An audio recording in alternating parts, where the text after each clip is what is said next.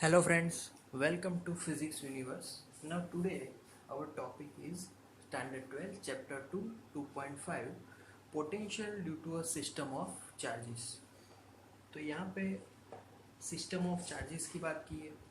System of charges में हमें particular क्या फाइंड करना है कि सपोज के एक पॉइंट है पी पॉइंट पे बाकी सारे जो चार्जेस है उसके कारण जो पोटेंशियल जो फाइंड करना है सारे चार्जेस के कारण उन सभी के कारण पी पॉइंट पे पोटेंशियल फाइंड करना है। तो let's assume that we have four charges. Clear? So due to this four charges find electric potential of the point P.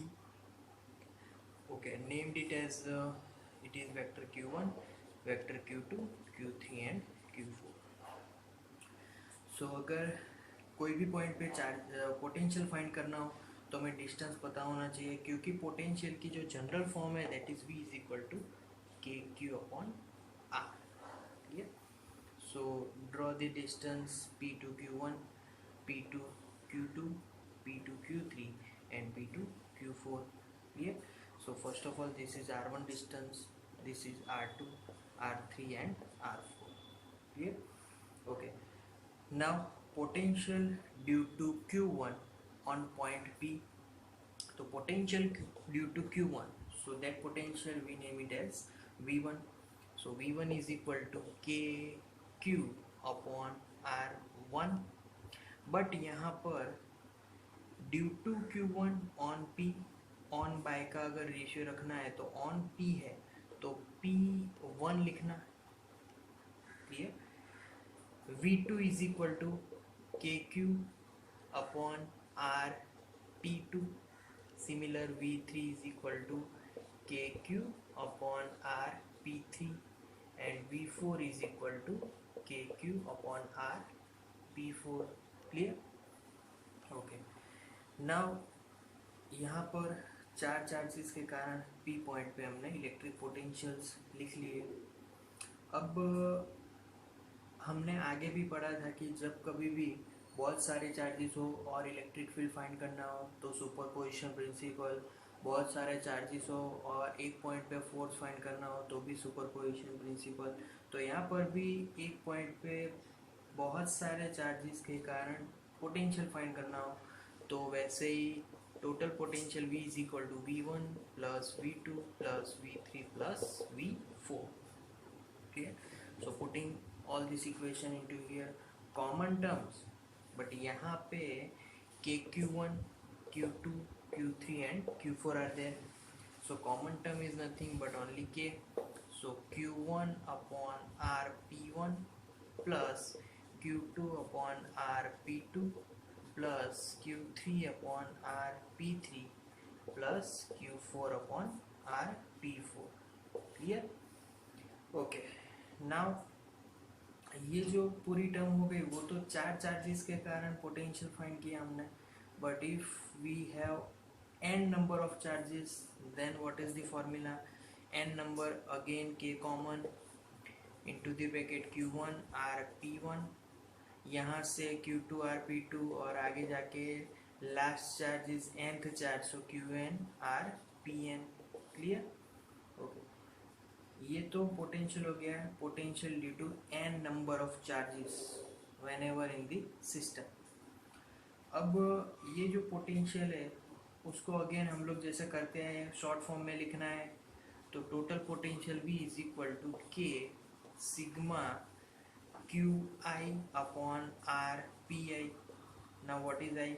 I is equal to 1 to n. अगर 50 number of charges है तो n is equal to 50. Clear?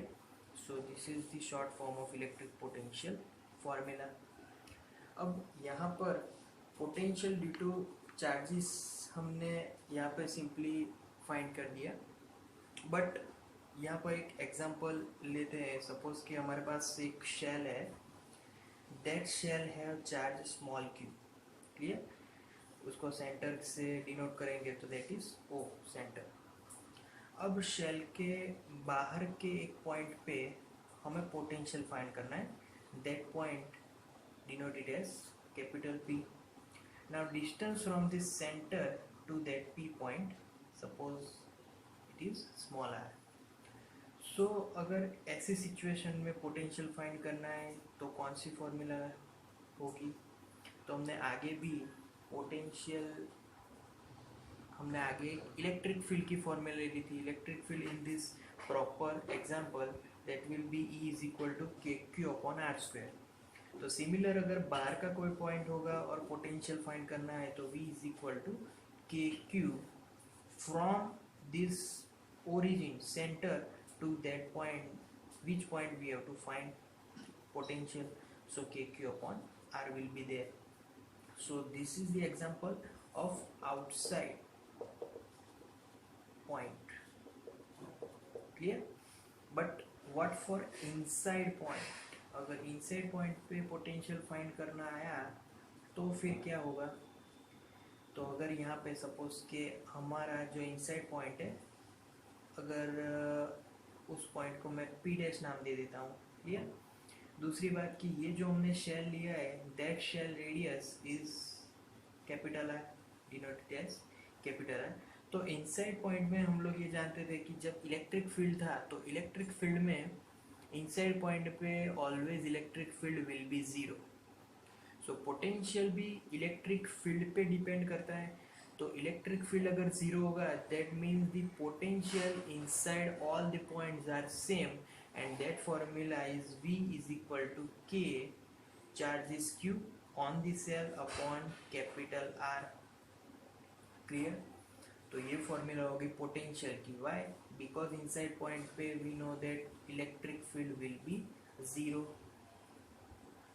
So this equation denotes that कि अगर हम कोई भी inside point पे, अगर शेल है तो शेल के कोई भी इनसाइड पॉइंट पे हम लोग अगर चार्ज को मूव करेंगे तो वहाँ पे वर्क करने की ज़रूरत नहीं है क्योंकि वहाँ पे पोटेंशियल डिफरेंस है ही नहीं. जो वर्क होता है that depends on the difference of potential. But यहाँ पे पोटेंशियल डिफरेंस ही नहीं मिलेगा. If there is no potential difference then work will be zero. Clear? So thank you for today.